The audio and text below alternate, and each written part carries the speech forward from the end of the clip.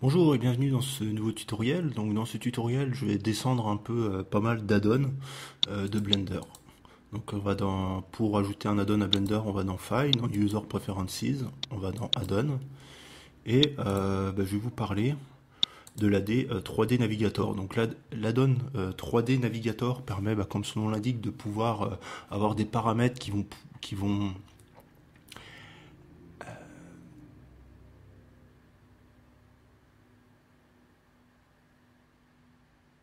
ils vont avoir des paramètres qui vont pouvoir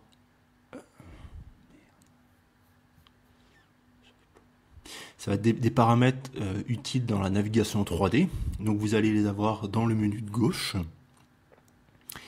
Très simplement, voilà. Donc des paramètres qu'on peut avoir autrement en faisant des raccourcis clavier, mais là on les a directement à gauche, donc ça permet d'y accéder très rapidement. Voilà, donc je vais cliquer ici, hop, je ferme ça. Ici on va dans l'onglet navigation qui vient d'être créé, avant ça s'arrêtait à l'onglet Grease Pencil. Voilà. Et donc ici on a plusieurs outils, plusieurs boutons qui permettent de changer, de naviguer dans la vue 3D qui se trouve ici. Donc ici, on a la vue caméra. Donc la vue caméra, ce sera la vue à partir de cette caméra-ci. Donc il suffit de cliquer ici et hop, on passe en vue caméra directement. On a une vue globale, locale, donc la vue sur l'objet sélectionné, en vue globale, donc en vue perspective. Et non, pas en vue perspective, justement en vue avec une déformation. Hein. On va le faire, d'ailleurs je vais vous montrer avec une tête de singe, ça va être plus simple. Ça permet de mieux voir. Voilà.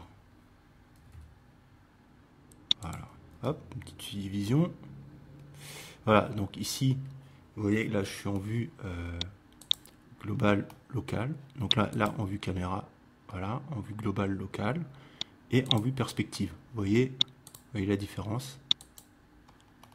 Ici, je suis en vue globale locale, voilà, et en vue perspective. Non, là j'ai enlevé la vue perspective. Là en vue perspective ici, et là en vue globale. Voilà. Il suffit de cliquer en fait sur perspective pour changer. Voilà, et là ça change la vue. Et là on passe de la vue perspective à la vue orthonormale. Voilà, c'est ça. Désolé. Donc la vue hop, globale, non, globale là, locale là, voilà. Puis la vue perspective orthonormale. Voilà. Et vue caméra ici. Donc là je suis dans ma caméra. Donc on a ici toutes les vues qu'on peut avoir avec les nombres du pavé numérique. Donc ici on a la vue de face. Alors, on peut d'ailleurs faire une rotation pour mieux voir. Je vais vraiment me mettre de face. Ça permet vraiment de voir. Voilà. Parce que je l'avais tourné tout à l'heure mon singe. C'est pour ça qu'il n'était pas dans la même vue. On a la vue de derrière, de dos, la vue de gauche, la vue de droite, la vue de dessus, la vue de dessous. Voilà. Toutes nos vues. Voilà.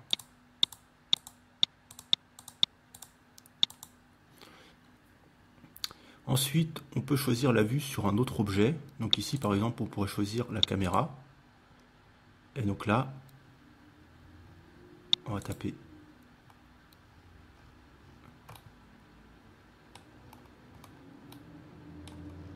Donc là, je n'ai plus de caméra.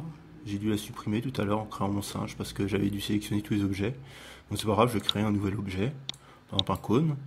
Et ici, on va aller choisir un cylindre plutôt, pas un cône. Voilà, on va choisir le cylindre. Et on va passer en vue to selected, donc en vue de cylindre. Voilà.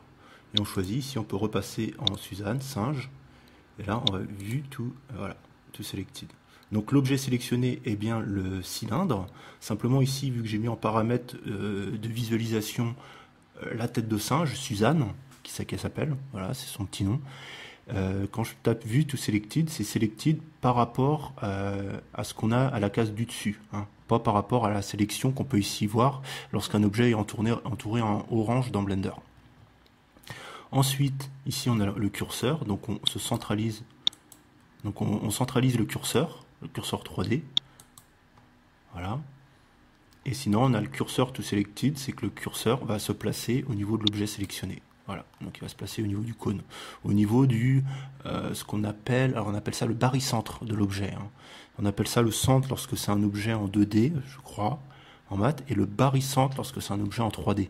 Puisque c'est le centre, si on se focalise sur l'objet ici, non, pas sur l'objet sélectionné, mais sur le cylindre cette fois-ci. Voilà, ici on a le centre ici, mais il y a également le centre ici. Et là, si on passe comme ça en vue 3D, que je ne sais pas si on va... Je sais pas si c'est possible d'aller au centre de l'objet. C'est peut-être possible en vue perspective. Voilà, là on va au centre de l'objet, vous voyez. Il se trouve vraiment au centre. Vous voyez, on a le point. Lorsqu'on tourne, on a vraiment le point qui est au centre du cube. Du cylindre. Jamais y arriver. Non, pas du... si, du cylindre. Si, c'est un cylindre. C'est pas un cône, c'est pas un cube, c'est un cylindre. Voilà, je vais y arriver. Donc voilà, c'est tout pour ce tutoriel, enfin cette courte vidéo sur un add-on. J'espère qu'elle vous aura plu. À demain pour un prochain.